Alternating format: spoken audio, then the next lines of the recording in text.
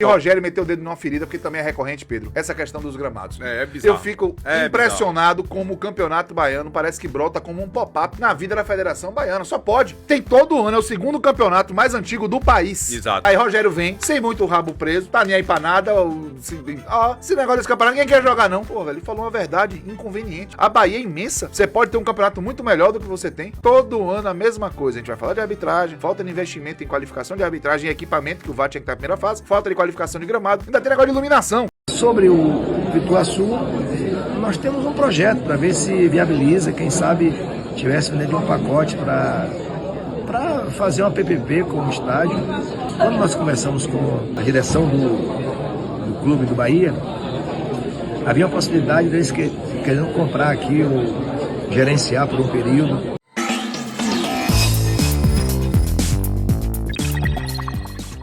Pois é, meus amigos, governador do estado aí demonstrando o interesse do Bahia na aquisição do estádio, né?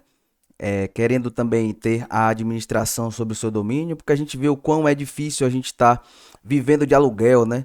Toda hora que quando a gente menos espera, a administração coloca um show no determinado dia, muitas vezes um dia antes da partida, e aí, quando a gente recebe o gramado, está numa condição esteticamente danificada, ou até mesmo as próprias condições, né, por vezes, do gramado não estavam da maneira adequada para receber uma partida de um jogo de futebol, né? Então, quando você busca aí ter a administração, ser dono do seu próprio estádio, você tem esses benefícios, né? De você poder estruturar melhor o seu calendário para você ter o estado do gramado nas melhores condições possíveis. No vídeo de hoje a gente vai falar bastante sobre essa possibilidade do Bahia entrar aí nesse esquema de tentar adquirir um estádio próprio. A gente vai falar também aqui sobre Libertadores, né, galera? Já tem 2 jogadores aí que vão fazer essa adaptação na Bolívia antes dos demais. A gente vai ver de quem se trata e como é essa estratégia que o Bahia adotou para essa situação. Vamos falar também de mercado da bola, meus amigos. Pois é, a janela está se fechando. Será que o Bahia ainda vai trazer alguém para compor esse elenco aí nesse início de temporada? Tudo isso no vídeo de hoje, rapaziada. Mas não sem antes fazer aquele bom e velho pedido de sempre. Chegou até aqui, já sabe. Senta o dedo maroto no like, se inscreve aqui no nosso canal para a gente bater essa meta de 36 mil inscritos aqui na plataforma e ajudar a difundir o nome e a marca do nosso Esquadrão de Aço para mais torcedores. Beleza, rapaziada? Sem mais delongas, bora pro que interessa, bora então pro vídeo de hoje. Rapaziada, o futebol baiano traz uma notícia interessante pra gente aqui, ó. 3 jogadores do Bahia são convocados para a seleção sub-17. O Esquadrão é o clube com mais convocados para a seleção sub-17 ao lado do Grêmio. Olha aí o Bahia já pouco a pouco, né, buscando seu espaço dentre as divisões de base mais importantes do nosso país. A gente está vendo aí na foto 3 jogadores que tem muita qualidade de fato, né? O goleiro Jampa, tem aqui o Del, o Haaland do Sertão, como ele é conhecido, né? E o Juan Pablo, que por vezes acaba aí sendo relacionado por Rogério Ceni, mas nem sempre ele entra em campo, né? Mas o Rogério tem levado ele em algumas oportunidades, pelo menos para sentar no banco de reserva ali, para já pegar um pouco de experiência com os jogadores titulares. Beleza, rapaziada? Muito interessante então nosso Esquadrão de Aço ter aí 3 representantes na seleção sub-17. Agora o Bahia é top 1 nesse aspecto, ao lado ali da equipe do Grêmio. Beleza, rapaziada? Agora vamos virar a chave e falar sobre contratação. Cavalinho do Bahia chegou aqui dizendo o seguinte, ó: contagem regressiva, janela brasileira de contratações fecha em 18 dias. Nesse dia que estou falando para vocês aqui agora, restam apenas 17, né? Falta pouco tempo. Será que o Bahia vai vender ou contratar alguém nesses últimos dias de janela? Essa é a pergunta que não quer calar. A gente teve a entrevista recente de Cadu Santoro, né, falando sobre a apresentação do Kaique, onde ele deixou lá exposto que o Kaique não necessariamente é uma reposição à saída do Biel. Então, muito provavelmente, o Bahia ainda vai correr atrás de um jogador para essa posição. Lembrando também que a gente perdeu o Rafael Ratão. O Rafael Ratão jogava ali como centroavante, mas também tem como opção de posição a ponta esquerda. Então, dois jogadores saíram nessa posição, então muito provavelmente o Bahia vai aproveitar aí essa janela de 17 dias que ainda falta para trazer um jogador nessa posição. Eu ainda sinto falta de um goleiro, mas a gente sabe, e já foi divulgado inclusive aqui nesse canal, da dificuldade que o Bahia tem enfrentado para encontrar um goleiro de qualidade. O Bahia não quer qualquer goleiro, né? Haja visto que a gente sondou aí a situação do John, do Botafogo, campeão brasileiro e recente campeão também da Libertadores. Buscamos aí o Everson, do Atlético Mineiro, né, finalista da Copa do Brasil e finalista da Libertadores, né, e alguns goleiros inclusive que atuam hoje na Europa, mas todo mundo que tem seu goleiro bom quer ficar com ele, não quer soltar, né? E as cifras para você poder adquirir um jogador dessa posição estão cada vez mais altos. O mercado está cada vez mais inflacionado, mas o Bahia não deixou de buscar, né? O Bahia continua aí. Isso aí foi informações de bastidores de que o Bahia continua na busca desse jogador, porém a expectativa é que só chegue na segunda janela. Então, muito provavelmente a gente vai continuar aí com Danilo Fernandes e com o Marcos Felipe, beleza, rapaziada? Falando nesses dois jogadores, ó, o Bahia traz aqui uma notícia sobre essa situação dos dois, ó, exclusivo. Os goleiros Danilo Fernandes e Marcos Felipe já viajarão, né, com antecedência para a Bolívia, visando uma preparação especial para o jogo, né? O CT do Bolívar receberá os atletas. Por aqui, Denis Júnior deverá jogar. Só não entendi se esse viajarão aqui de fato está no futuro ou se já viajaram, né? Porque se já viajarão não deveria ser no futuro, mas às vezes tem uma correção ortográfica, né? Pode ser já viajaram. Então a gente vai ter a certeza dessa informação aqui no jogo de amanhã contra a equipe do América de Natal, né? Bahia joga dentro de casa. Jogo válido pela Copa do Nordeste. Normalmente quem seria o titular ou seria o Danilo Fernandes ou o Marcos Felipe. Caso nenhum dos dois estejam nessa partida, muito provavelmente essa notícia do Bara tá batendo e os dois aí já viajaram para a Bolívia, né, para fazer essa preparação especial, como o próprio Bara cita aqui, né, para o jogo de lá. Porque o que acontece? Eu vi muita gente contestando, mas o goleiro não corre, o goleiro não se desgasta, para que ele vai se adaptar, para que eles vão se adaptar à questão da altitude? É porque quando você tem uma situação de ar rarefeito, a bola, ela também tem uma movimentação diferente, né? Então os goleiros precisam estar um tempo a mais para poder se adaptar a essa situação.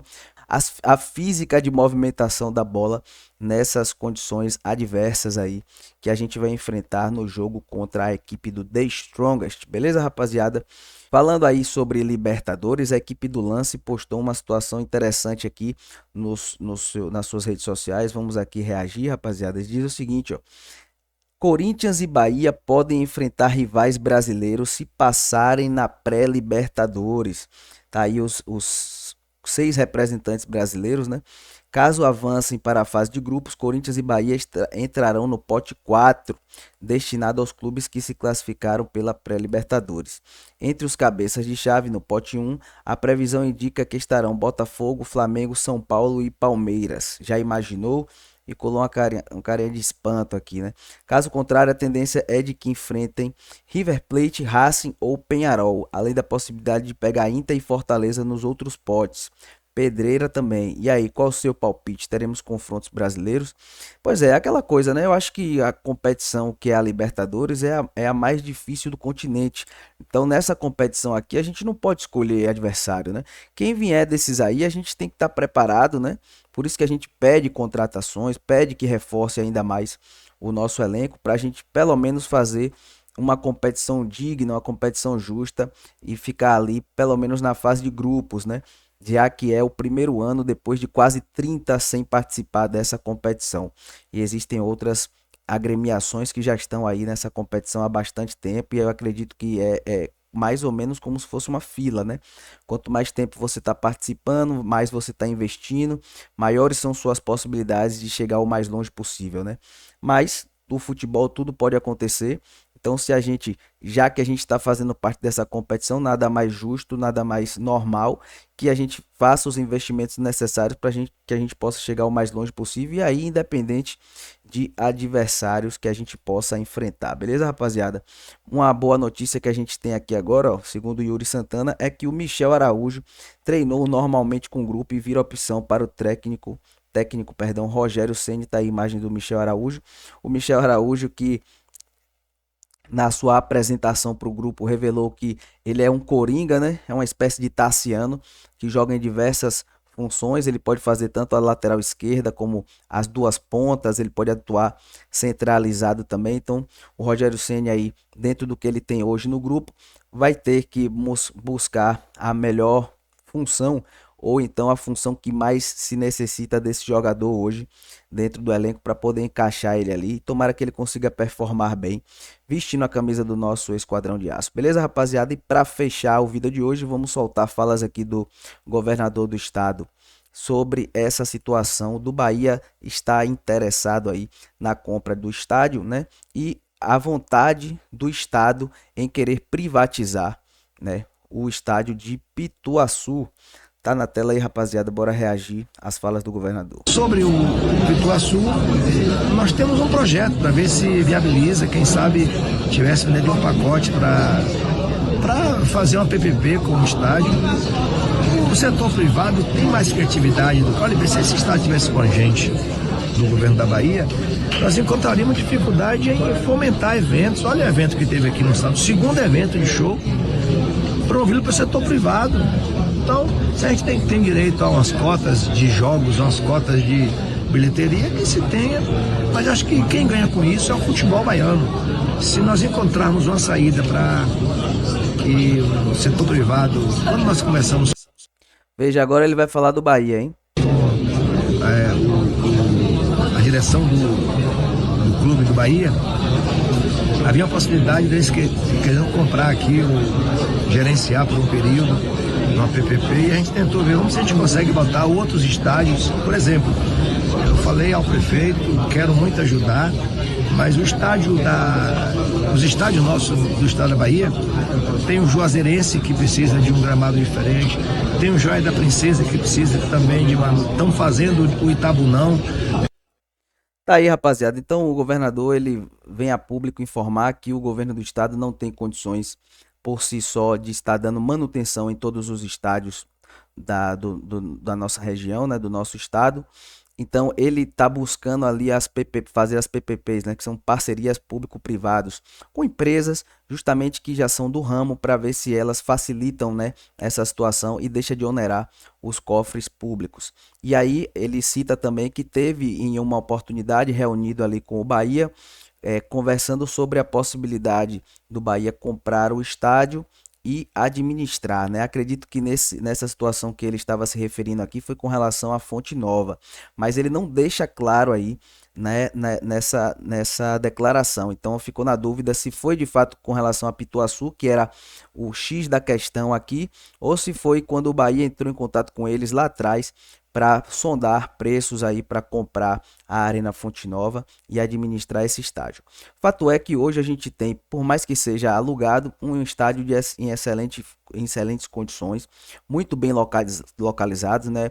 O estádio ali da Fonte Nova tem um metrô que passa na porta, é centralizado, então assim, temos história dentro desse estádio, né? Então dificilmente o Bahia vai tentar adquirir um estádio diferente a esse, né? Eu acho que o Bahia poderia sim fazer um esforço muito grande para administrar esse estádio, né? Mas com o passar do tempo, o Bahia pode perceber que talvez adquirir um estádio como Pituaçu, que também tem essa questão logística facilitada, né? Tem um metrô também passando ali na porta, e inclusive fica até mais próximo do centro de treinamento, né? Inclusive o Bahia está buscando um terreno por aquela região para ficar cada vez mais próximo do aeroporto.